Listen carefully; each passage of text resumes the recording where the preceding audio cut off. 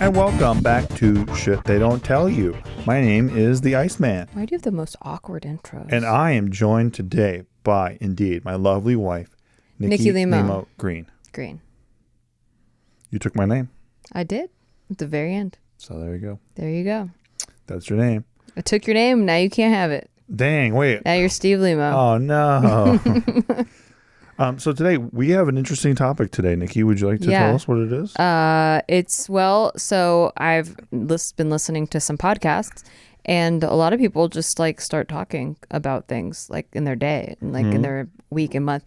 And, you know, we used to do a podcast called Shit They Don't Tell You After Dark on our Patreon, where we were talking about things that we are currently learning, not things that we have already learned and are recounting and like imparting lessons of value to others through our mistakes and trials and tribulations, but rather like stuff that we were like currently learning.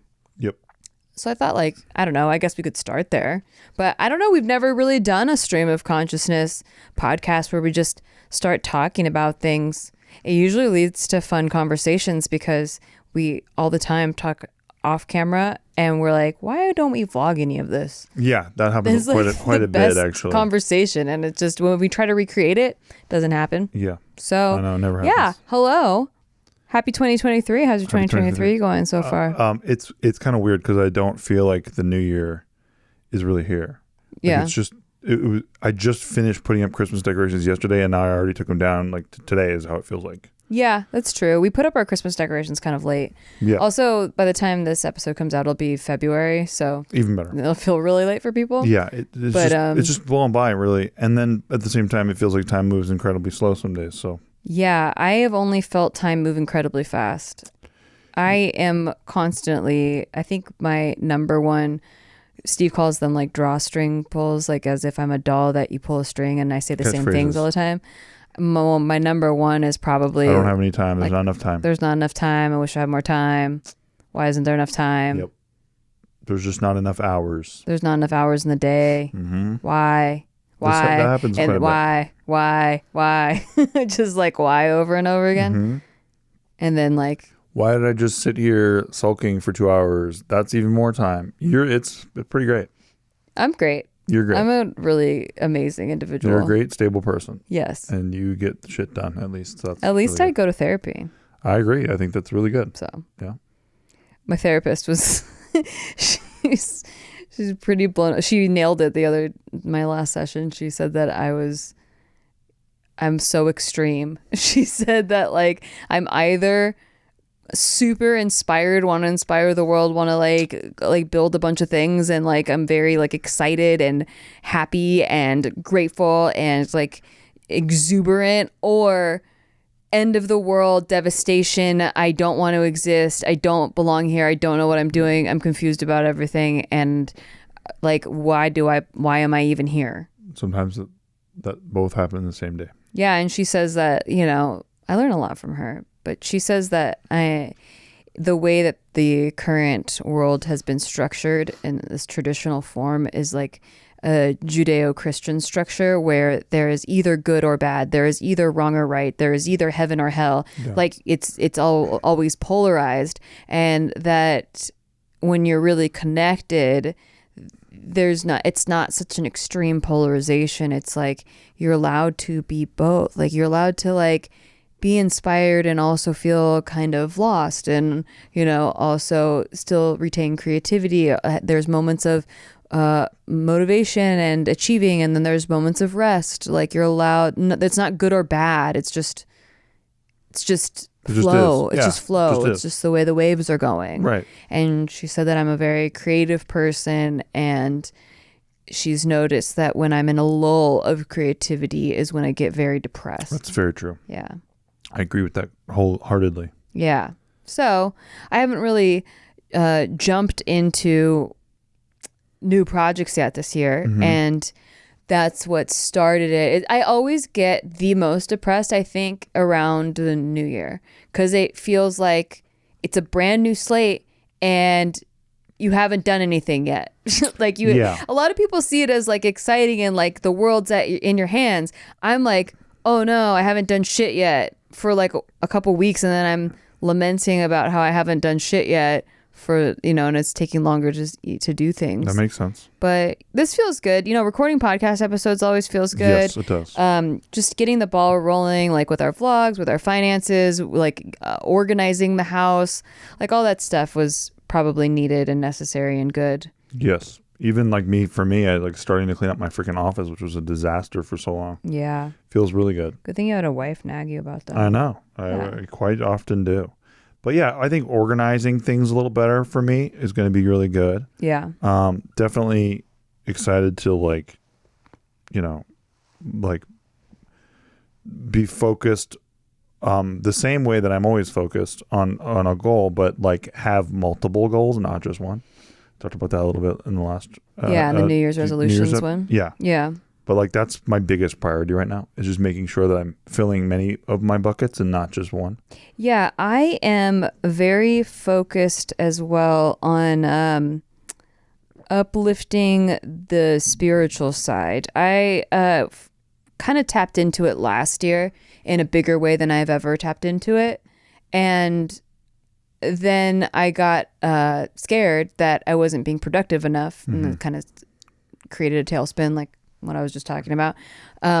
But I think that ultimately being connected to your core and that's what I mean by the spiritual sense, just like taking time to center and meditate and even like exercise, running, swimming, stuff like that just connects me to my surroundings, the present moment, the universe, and like who I am authentically, like who I am at my core, like who. Sometimes you just get lost in the hubbub of all the time. Hustling and productivity and getting shit done, that like you lose yourself in the process, or you lose the present moment. Yeah, definitely. And I think that was really important last year, and I'm nowhere near perfect at it by any means. I'm like still like very much working on that part. Yeah, I mean, I feel like I'm the captain of a ship, and I've just been like, we're going that direction, right, for so long. Yeah. But it's like, dude, you gotta like, man the galley and clean the decks and like all like trim the sails. You gotta clean your deck. Gotta clean my deck. Yeah, that's what I said. Mm-hmm. But all the things that I hadn't been doing, I'm excited to just rewire the way that I think about things. Yeah. So because it's almost like I don't know that I have it covered yet. So I'm like, no, we got to make sure we're going in the right direction. But then it's like, okay, but you didn't cover, like, you got that covered. Yeah. Like now you can look at other things. You can like do other things. So that's my biggest focus. That's good. Yeah. Yeah. I feel like I got a little bit of confidence from last year in a weird way. It. Yeah. You deserve it. Like I feel more connected to who I am. Mm-hmm. Like when I say confidence, not just like in an area like, oh, I think I'm really good at blah, blah, blah, but more like of this knowing. Yeah, exactly. Yep. That doesn't get shaken as much. Well, that's because you actually gave yourself some time to really discover yourself again. Yeah. And I think a lot of people really should do that when they can, right? When life affords them the opportunity to. Yeah. Because then you can kind of refocus. I mean, it's funny too, because like, gosh, I've been on YouTube and stuff for so long. Like I hadn't even really realized that my interests have like completely pivoted into like, crypto land and shit. Like, it's just sort of a slow thing that happened. But like when I now look back at the path I'm on, I'm like, oh, right, this is where I am. Yeah. Like it, but like, so that's been interesting, like a good little realization that I've had. Yeah. Like when you're out in the poker tables or whatever, or like you're telling anybody about me, you're like, oh yeah, my husband does crypto. And I'm like, yeah, that is, what I like to do. Yeah. Yeah, I don't really say my husband does comedy.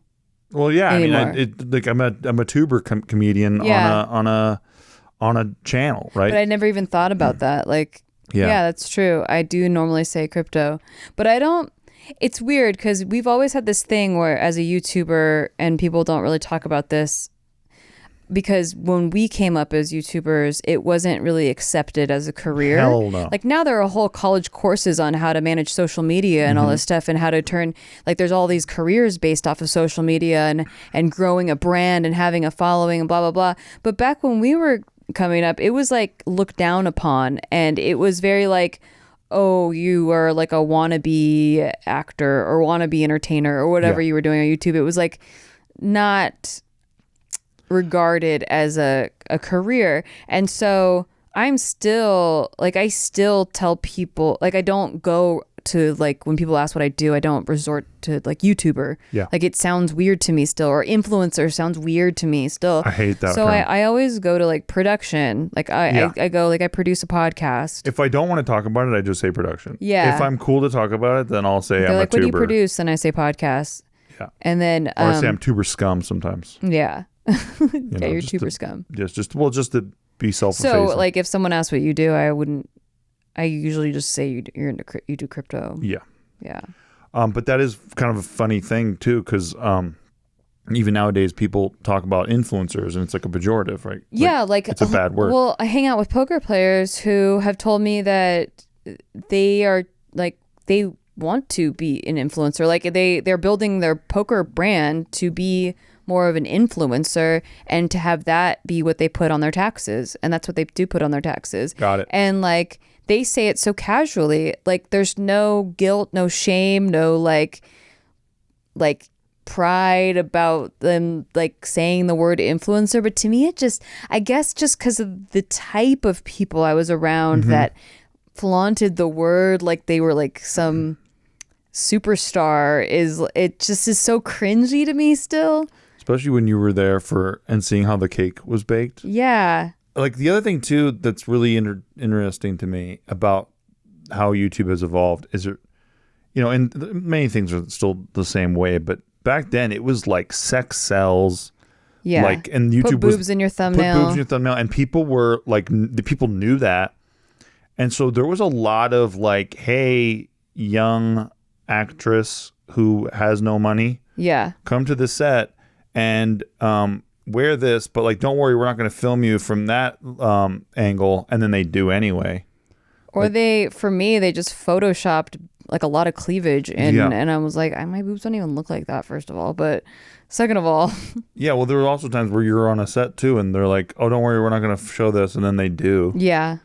Like in the edit, you see it, and you're like, what the fuck? You said you wouldn't do that. Yeah, that has happened many times. A lot of that weirdness, like it was almost like all this shit was built on like that kind of thing, like bait and switch, and like just people, exploiting other people. Hell of a lot I of mean, that. that's the entire entertainment industry. No, for it sure. 100% is.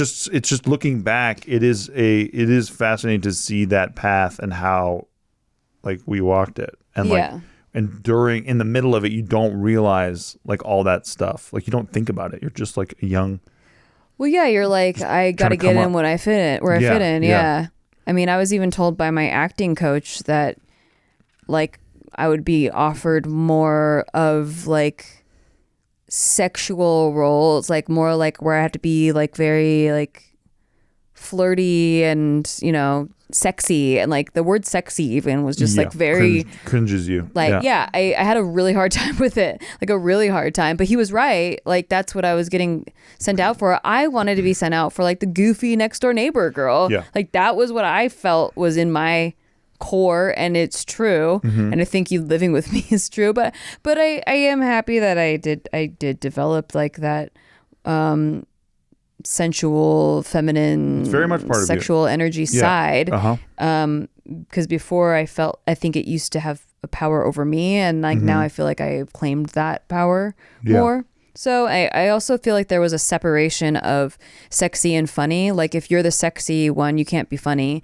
So if you're the funny one, you can't be sexy. Right. And so it was very categorized where like you're either funny or you're attractive, and there's no in between. Now there's like a lot of mix, like where like there's funny girls who are super pretty. Like there's no. They write roles for that now. Yeah, they do. But it used to be so rigid. Back then it was very much like you're either this or that. And there were a lot of funny girls who wanted to be the sexy girl and vice. So it was like, but you didn't get to choose. Yeah, and it was like, I really wanted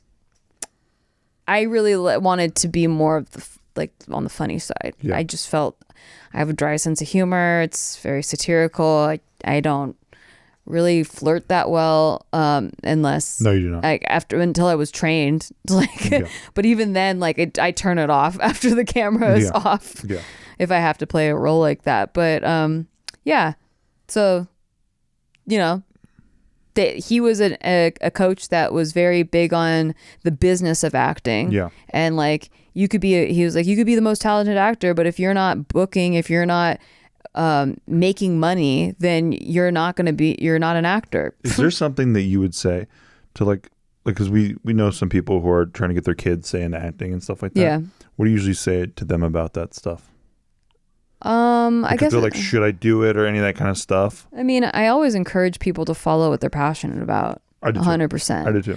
But I like, try to warn Yes. about like it's not butterflies and rainbows. You know, it's very exploitative. Yeah, it's weird. Especially for women and children. I don't know what to say. Like it's like you hear about it all the time, and most of what you hear is true. Mm-hmm. So Yeah, it's fascinating because we're sort of sitting here having shed our skin a couple of times. yeah, At this point, right? It's just interesting to look back sometimes and go, man, like when I was in it, and even when you're coming up, like say like your channel's blown up or whatever, you don't know what the hell you're doing. no. Like I promise you just don't know what the hell's going on even. I know. I used to be so envious because I thought other people just knew what they were doing, and they don't. They don't. They have the same fears, The same worries, thing. the And same. you look back and you go, oh, right, I built this brand. How did I do that? I don't really know, but I did that. I guess I planned it because I like knew what I was going to film that day, but like I didn't know the type of audience I would get and like how they react to my videos and how I have to play into that now. Yeah. So it's just you kind of figure it out as you go along. And like, so, I always laugh when I'm listening to like some podcast about somebody who's like, talking like they know exactly what's going on. Yeah. Or with like any of the industry. how to build this or that. It's like, well, dude. you couldn't get it. You couldn't have the algorithm love you for 3 years. Do you remember that cat who was doing just like science facts or whatever the hell? Vsauce? Vsauce. He was like the biggest beneficiary of the algorithm I've ever seen, and how the algorithm giveth and how the algorithm taketh away. Yeah. Like, because he like was exploding at all of a sudden out of nowhere because the YouTube changed their algorithm. He was one of the channels that YouTube, there was a big story about like, so YouTube, I forget how the story goes, but basically he was promoted in the algorithm on purpose. Yes, like, they loved him. well, it wasn't about, they owned the channel. Like they bought like these channels and they promoted them, like self-promoted within the space. So funny. And like Jash was one of the channels. Yes. Like they were really trying to, But they couldn't get traction. yeah. Like, even when they were forcing the videos, I remember, but those guys couldn't get any traction. Yeah, exactly. And then eventually they lost control of the algorithm completely, so it didn't Right. really matter. Or so they say. Well, they don't say. They don't want to admit that they've lost control of the algorithm, but anytime you ask any of the engineers about it, it's kind of I like don't know. silence or AI responses. Right. Yeah. Yeah, it's interesting because I remember him coming on the scene, and I remember seeing him at a place, and like he was like Mr. Man. Yeah. He came back, I think, recently. I always thought he was nice, but no, it's just fascinating to see how that works. Like when the algorithm is like favoring you, and how everyone on YouTube just immediately just goes, "Oh, I guess I got to kiss that guy's ass now." Yeah. And you see it like immediately that flip. Yeah. And I'll never forget. And you know who I'm talking about. I won't say. I guess I don't know why I won't say, but I won't say. But I remember. So I was on this show. I hosted the show called Equals 3, right? And I got like 100,000 subscribers in a day. Mm-hmm. I think I got more than that even. And there's this chick who me and Nikki both know who's a tuber. She would pretend like we don't even exist all the time, like our little group or whatever, our little clique of people, people who are in my rung on the tubes. And the day after I blew up like that, she was all over me at a party, like just I was at like this charity thing for the tubes, and she was there. and like just like, wow, Steve Green coming up, all this shit, real life trolling on blah blah blah blah.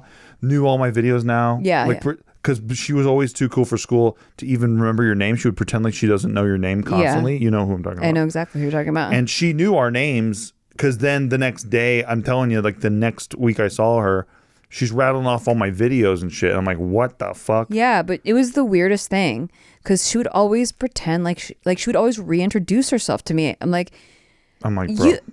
There aren't a lot of YouTubers that looked like me at the time. Yeah. Like at that time, the community was very small, and especially in the genre we were in. And then, like years later, we did a video collaboration that was set up by my network, and she had to she remembered everything about me suddenly. Exactly. It was so weird. She was a cool kid for too long. Yeah. Like acting like she didn't know your name every time, and then all of a sudden she knows all your videos again. Yeah. It was so really weird. She used to like after I blew up again, like I saw her VidCon, she's like bear hugging me and shit, right? Really? Oh yeah. Wow. Just like Steve Green, oh my god, all this shit, right? Bear hugging me and whatever. And then a couple years later, same shit. Like just that's when I was like there. she came to our house and she's like, "Hi, and I'm like, "Are you fucking?" It's just hilarious how these people are. Yeah, pretty wild. There's a lot of interesting people. Did you ever meet PewDiePie? No, I haven't. I did. I met him once at Maker, like briefly. But it's funny looking back on that and like being at where was I the other day? I was at a Home Depot and I saw his energy drink.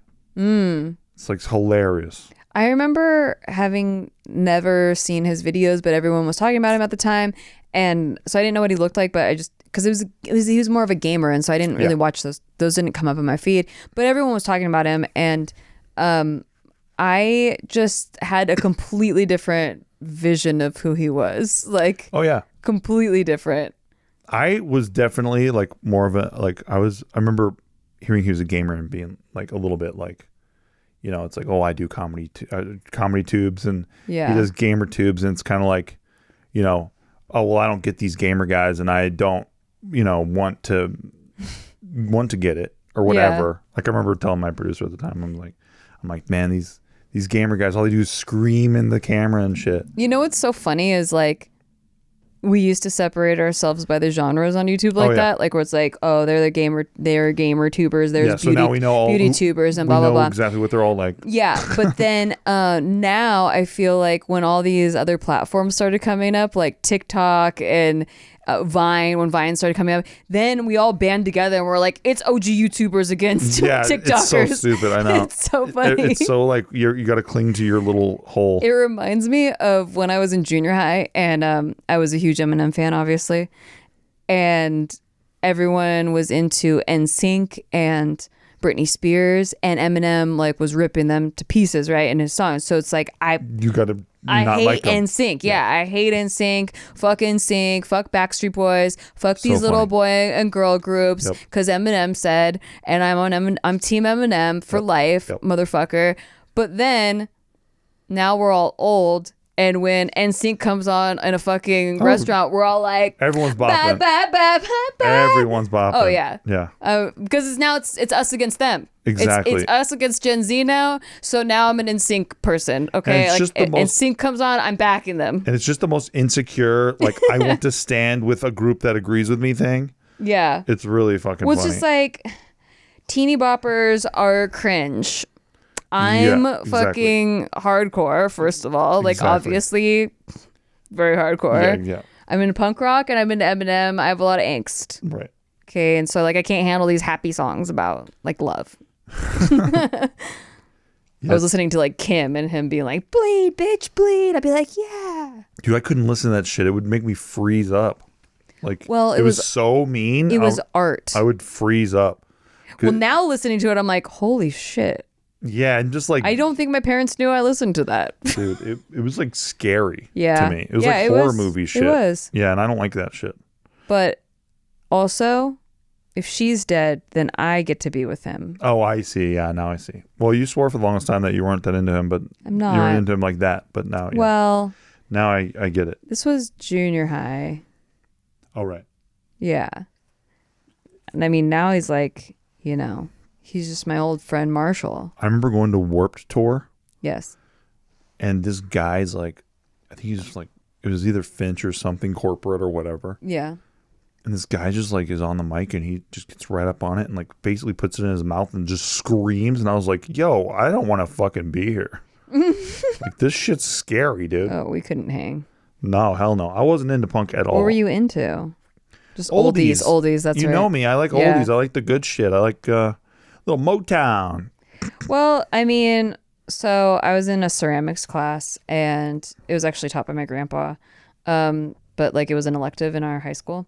So he was the tennis coach and the ceramics teacher, and he strictly played classic rock in the ceramics class, and it was so chill because you just like doing pottery, listen to classic rock. Yeah. So I got really into classic rock in like ninth grade. I like that. So yeah, I expanded. I would say I have probably the most eclectic playlist that anyone has. I mean, chill out. But I also don't keep up with new music anymore. So I think at one point I had a really eclectic, like every generation, every genre except for country and techno. I didn't like those two genres. But everything else. And then I was like, had the new stuff too. But now I don't really keep up with new music. You know what's weird too is like I remember being a kid and I remember new music coming out and being like, this is cool and all stuff. But I remember like your parents are reluctant to even want to listen to it. Like, they're just like, I don't care. I have my thing that I like already. Yeah. And I was like so close-minded. Yeah, exactly. And I was like, that's so dumb. And now that's exactly what we all do. Yeah, absolutely. It's like, I have my thing that I like already and I just want to protect it. And I just don't, like straight up, like don't get the new music. I mean, I get like Taylor Swift's new album. Okay, that makes sense to me. Or but like mumble rap shit? Yeah, mumble rap or like some of this trap music. I'm just like, I don't get it. I don't get it. It's like, it just seems like, again, same thing, elitism bullshit, but like... Well, maybe, again, I'm influenced by Eminem, who really hates mumble rap. And so that's right, but also, the new thing we're against. Are we even being fair, too? Because I remember when the gamers were coming up on the tubes, being like, all they do is scream, right? It's not what all of them were doing, but we do all do that thing where we categorize something and like define it instantly. Totally. And it's like a lame thing that everyone does like reflexively, but just it's important to like pay attention, be aware of when you're doing it. Yeah. I mean, I didn't get how cool Mandy Moore was until she was in Scrubs. Because, she was in the whole, like, teeny bopper. She's a great actress, too. She's a really good actress. More, I mean, I think of her more as an actress than as a singer now. I was just about to say that, yeah. Yeah, because especially with This Is Us. Right. Which you never saw, but yeah. I saw a couple of her scenes. She's very good. I get, like, why you wouldn't be into it. It's a very, like, emotional. It pulled on my hormoons a lot, for sure. It's a girl show. And I'm still waiting on a grand gesture, so, like, whatever. Grand romantic gesture. Yeah, I was watching that show and it just seems like all the guys on that show do these grand romantic gestures to their women. I was like, God damn, I want a grand romantic gesture. I used to get them. You used to get them. Yeah, remember the anniversary where you came up the stairs and there were candles? That was after I requested a grand romantic gesture. And you got it. Yeah, I did. So relax. That's true. Still waiting on it, my ass. That's true. Well, I forget, so I got to have another one. Okay. That was years ago, okay? That was 2 years ago at least. It was 2 years ago. So I haven't had one in Vegas. Okay. Okay. Well, if I remember correctly, our anniversary last year, yes, you were knee deep in Pokerland. We went to the Eiffel Tower restaurant. I know, it was awesome. It was awesome. I'm just saying, like, we couldn't, like, go on vacation or anything like that. I don't need a vacation. Okay. Like, he didn't do a vacation for her. Well, that's expensive. You're just substituting money with the equivalence of high romance. Okay, I see. And I am saying that these gestures weren't very, like, expensive. Yeah. Like, one of them, he took her back to the, like, first apartment that they had and, like, it was all lit up with candles, and then they had sex in the shower, and it was like this like very personal reference. Touch. Yeah, it was like personal to them that it was their first apartment. It just happened to be vacant for that period of time, so he rented it out for the night, and like there wasn't any furniture or anything in it. You want to go fuck in your old place? Yeah, I want to fuck in my own place. Let's what the go fuck? Fuck in your old place. I'm okay. down. We'll have to see if somebody's living there. And then this other one, she wanted to be a singer. Kate wanted to be a singer, one of the daughters, and she was like scared, and then she's like got her first gig, and so the guy like I think like rented paparazzi or something. He did this whole thing where like he made her feel like a celebrity. So it was like, it was like made her feel like one, and then the next day she's just back. It's been a while since I watched the show, but it was way more romantic than I remember. Yeah, I remember being very romantic. I just can't remember the exact. Imagine you thing get out of a car and I'm taking your picture like a paparazzi. No, he hired paparazzi, not you. It's pretty funny though. But that is funny. Why don't you ever do that? Like, because you would hate it. Yeah. Yeah. Exactly. Yep. Well, I don't know. Kind of fun to role play. Well, yeah. I mean, now that's not romantic though. That's funny. You're thinking of funny things that we would do. Well, it's romantic. Our humor is romantic. This cat is ridiculous. I know he's purring hard too. He's so cute. He's a happy boy right now. All right, we're gonna go on a break. When we come back, I don't know, more thoughts from our brains. More Hollywood dirt coming up from Tuberland. I guess so. I guess that's what it got into. You into. Keep wanting more. I didn't think it was going to get into this. Because this isn't even stuff that we're going through right now. I don't know. Guess we're just venting out. It's the new moon. It's a lunar new year. We got to vent out all the old, I guess. Okay. Hey, thanks for listening to our podcast. We just want to take a break to tell you thanks for listening to our podcast. And if you want to rate it, that would be really awesome for us. Listen, we're on break. We're not talking to you like podcast hosts right now. We're just talking to you like people. As a friend. And we just want to say, please rate the show because it helps out huge amounts. Like, we're not desperate. We're kind of desperate. We're giving shout outs right now to all the people who are giving it ratings. So huge shout out right now to Brian Jorgensen. That was sick of you, dude. Thank you. God bless. Huge shout out right now to Mark W. in Springfield, Connecticut. Back to our podcast. Jenny Blythe. Hey, back to our podcast. In Tuscany, and Florida. Back to our podcast. God bless you. Thank you. Steven. Thank you for supporting the show. And we're back. And we have Sir Thomas Colonius Limo Green. He is taking over the whole podcast. He is the best little purr boy I've ever seen. What is something you're currently going through right now? I don't know. I don't know if it's still considered a transition phase. I'm definitely restructuring my life after a pivot, because Big Mood ended in December, and currently, as we're recording this is still January for us. We beat our extreme competitor. Yes, we beat our chief competitor. We beat our chief competitor. Yeah, is gone. So Cheers. We have no competition left anymore. But no, that was part of my life for 3 years, and it was, even though I wasn't involved on a day-to-day basis, it was just part of your schedule. It was part of my schedule. Yeah. It was a decent portion of our income. It was a friend group that we used to be all in the same city, and now we're in completely different states. And so even though it was a natural ending and all of us had naturally moved on to different interests and locations, it still feels like, there was a big era in my life that they were part of, and now it's over. And is your ghost chat still popping off in there? Not popping off, but we text every now and then, for sure. When someone's going through something, one of the girls was having a relationship issue the other day, and instead of freaking out at their partner and doing something drastic, they texted the group instead, and we got on a call, and we were able to talk through it. And when was this? This was last week. That's awesome. Yeah, it was really cool, and I got to.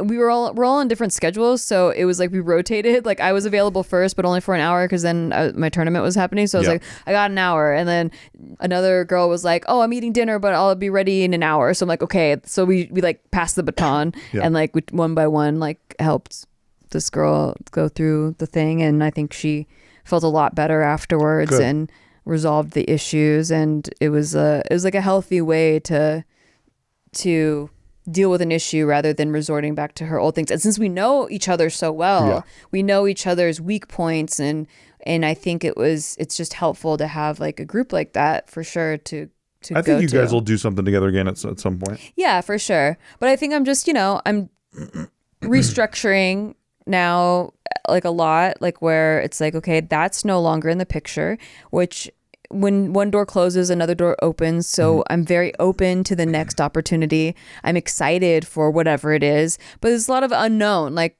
I don't know what it's going to be. I have at this point in my life, I have a lot of faith in that there will be a next thing. Like, I think if this happened 5 to 8 years ago, I was worried about like, what if there's no next thing? Yeah. You know, whereas now it's like, no, there'll be a next thing. Yeah. I don't know what it is yet, but it'll be here and it'll be exciting. It'll be new. It'll be like more in alignment of where my life is now.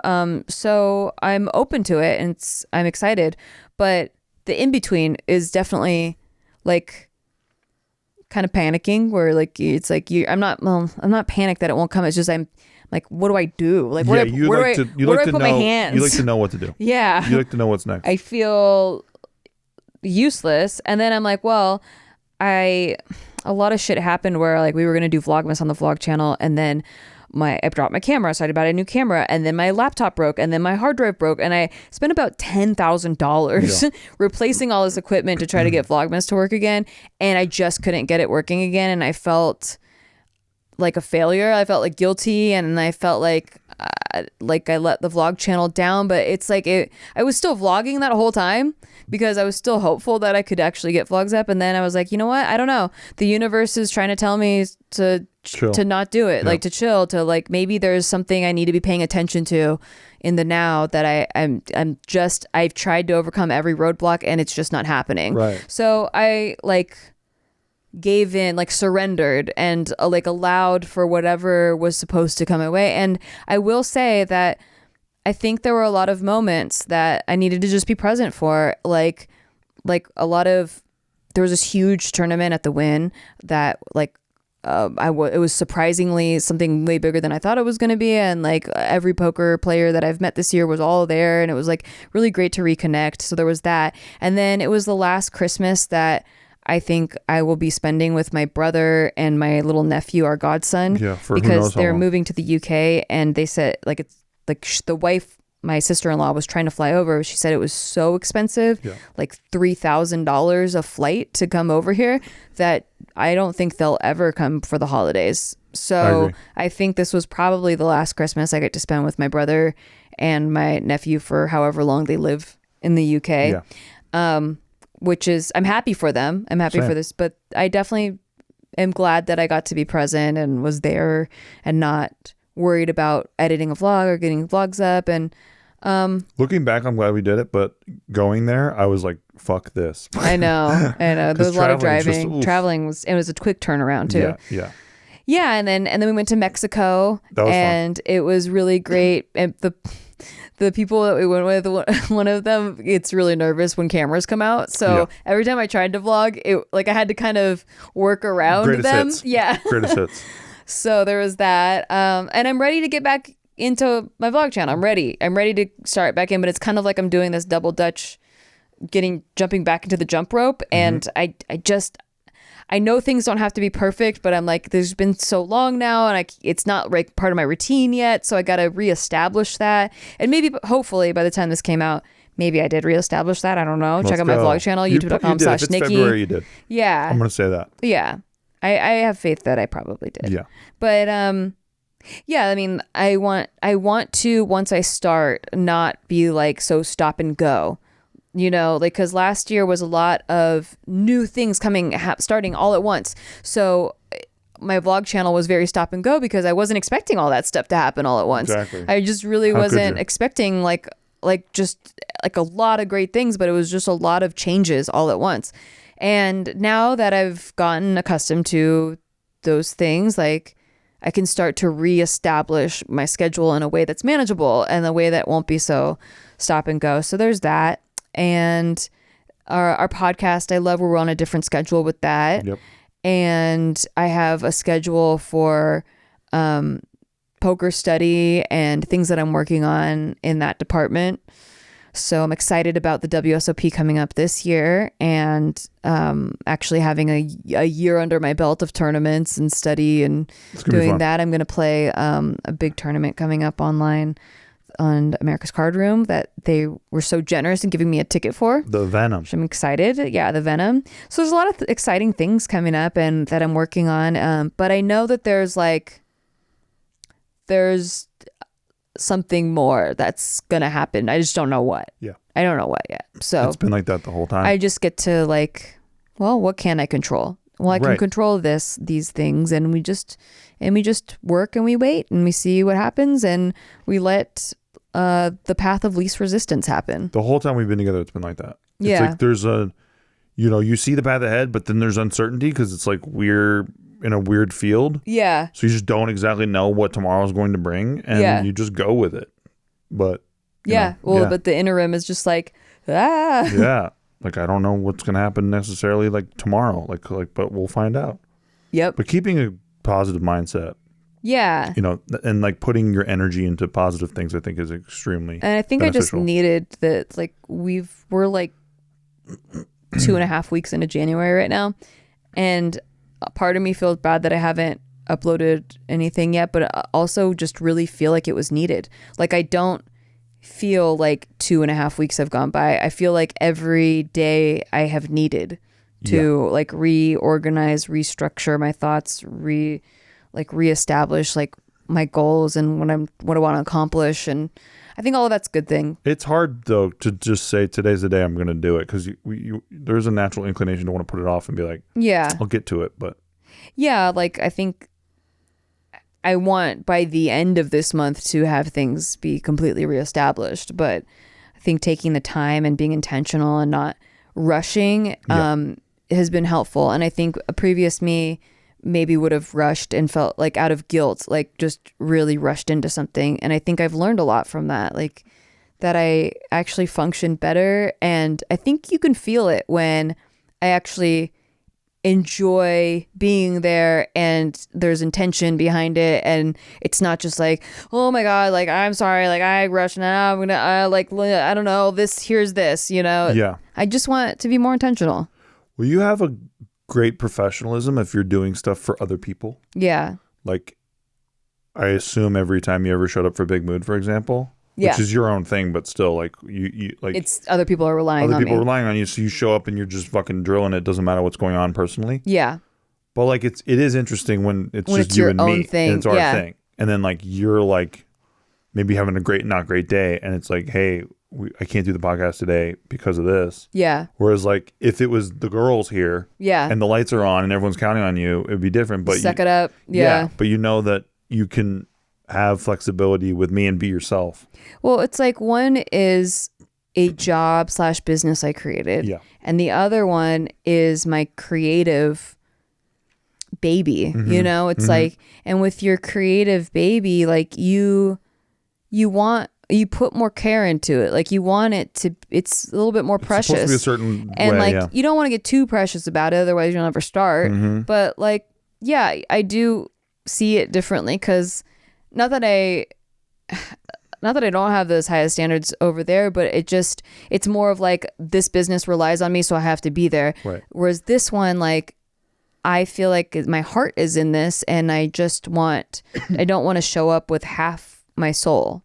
Exactly. It's like, it's art. It's still like my creativity. Exactly. Yeah. That's like when I'm doing like Crypto Corner show prep, I'm just like, I need to be left alone. Like I want to always bring it. Like I've been doing that show for like a year and a half now or whatever, and like I just love it so much. Yeah. Like that I don't want it to be something bad that or uninteresting or something that I'm you not slam together. Never. So yeah, it's but it's it's been great having that, like just to like I had this passionate interest in crypto, and I now have a place I get to talk about it like at length. Because even just doing crypto episodes here, like I think a lot of the audience is like, yo, I expect like relationship stuff or like family stuff or whatever. And then some of the audience is like, yo, yes, let's go crypto episode. Yeah. So like, you don't want to just overdo it and like hit the same topic, when our show is very much about like, our lives and our relationship and like, navigating weird topics. Yeah, general like relatable topics. I think that people are going through that doesn't get talked about enough. Yeah. So like, we try to keep it like that. But then, yeah, so like whether I was on JK or whether I was here, like I could never just have time to really delve in and talk about crypto for like hours, right? Yeah. And so feel very fortunate that I have that. Yeah, that's why I was excited to start the stream, which, by the way, I'm also on a schedule with now, like twitch.tv/stricknix. It's a poker stream, and I never thought that I could talk about something for 7 hours. I know. And I regularly stream and talk about poker for 7 hours at a time, and I don't get bored of it. Like, I really just love it. I don't get bored watching it. I find it fascinating. I find it so interesting. It's not even a game I play, really, but I just find it watching it. Yeah, it's just like sports. It's like I can have it on the background, and I like watching football. I don't know everything in the ins and outs of football per se. You don't play football. I don't play football, but I like figuring it out as they're doing it. I like saying, okay, I see how they use the safety to pull that defender, to pull that guy this way, and that's what opened that guy up. I love all that shit. So, watching you play poker is really fun. Yeah.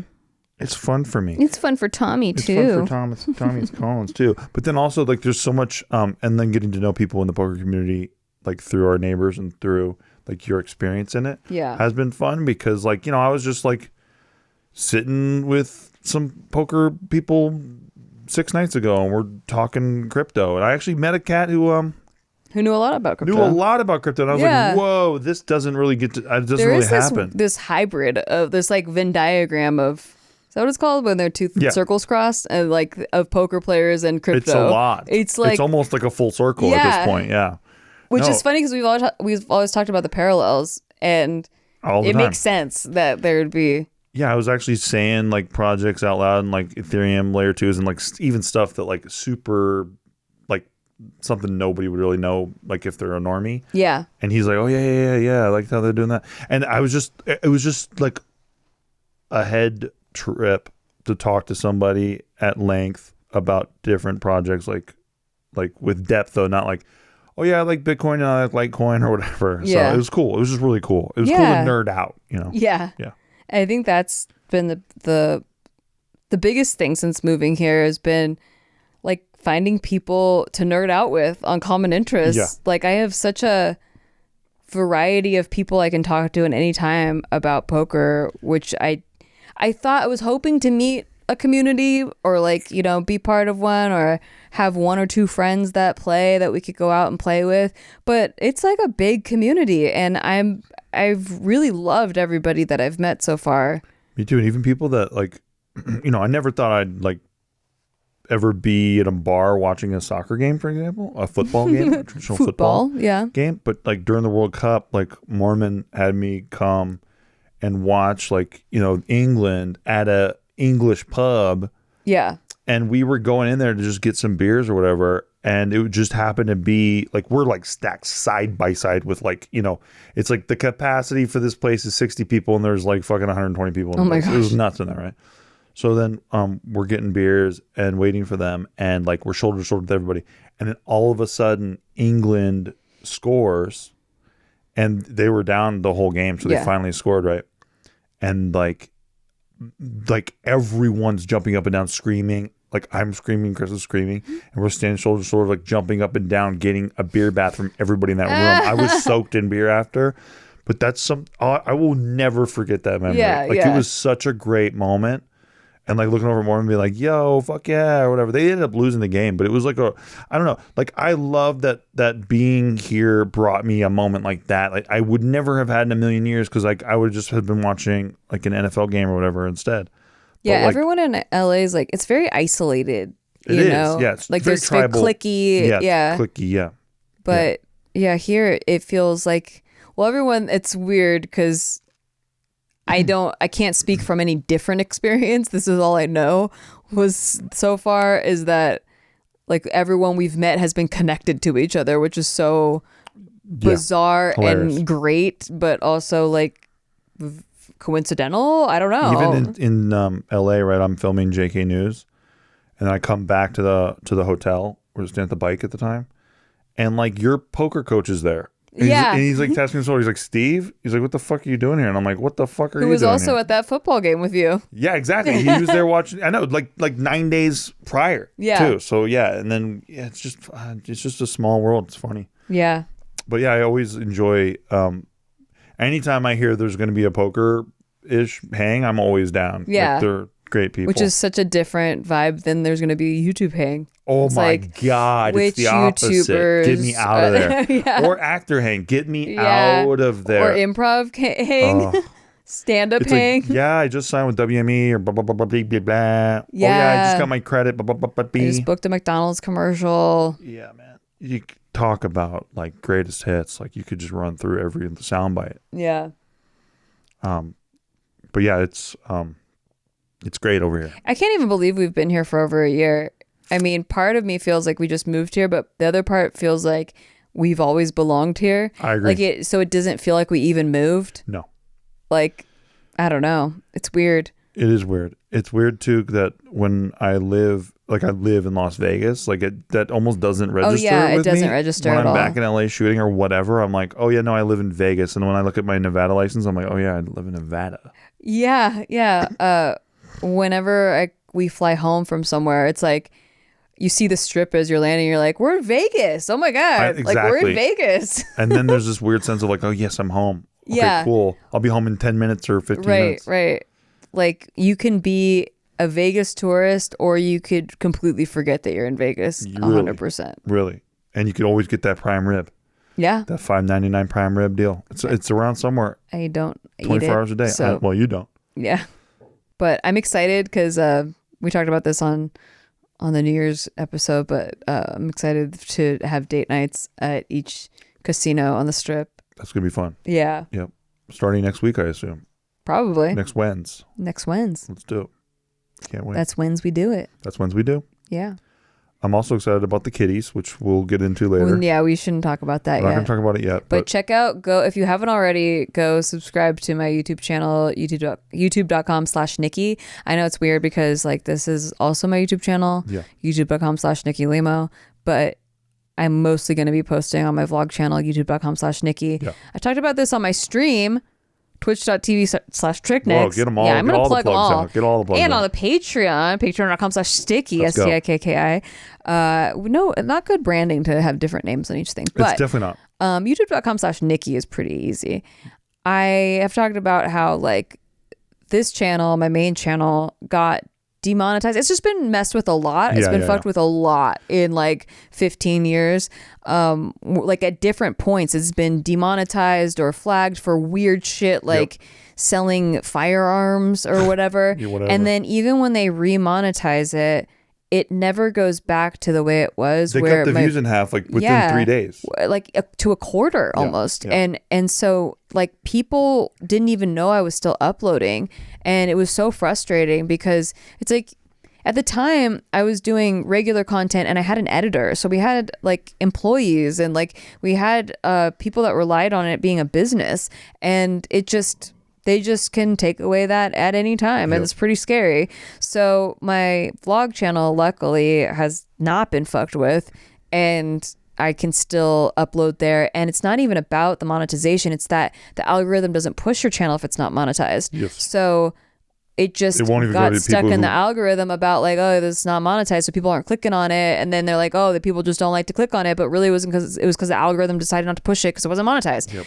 So it's dumb. But on my vlog channel, it is still pretty regular. We have a much smaller audience over there, but I think it's like a level that I'm comfortable with where For sure, you can be personal. I can miss a month and they're very nice and forgiving about it and they're not yelling at me because they understand my inconsistencies. That's fair. But I always come back and I always am like so filled with ADHD that I have like 1,000 different things I want to work on. So it'll be interesting. I will find out as well as you what happens on that channel. Yeah, same. And same Yeah. here. But we have a couple ideas that are really fun.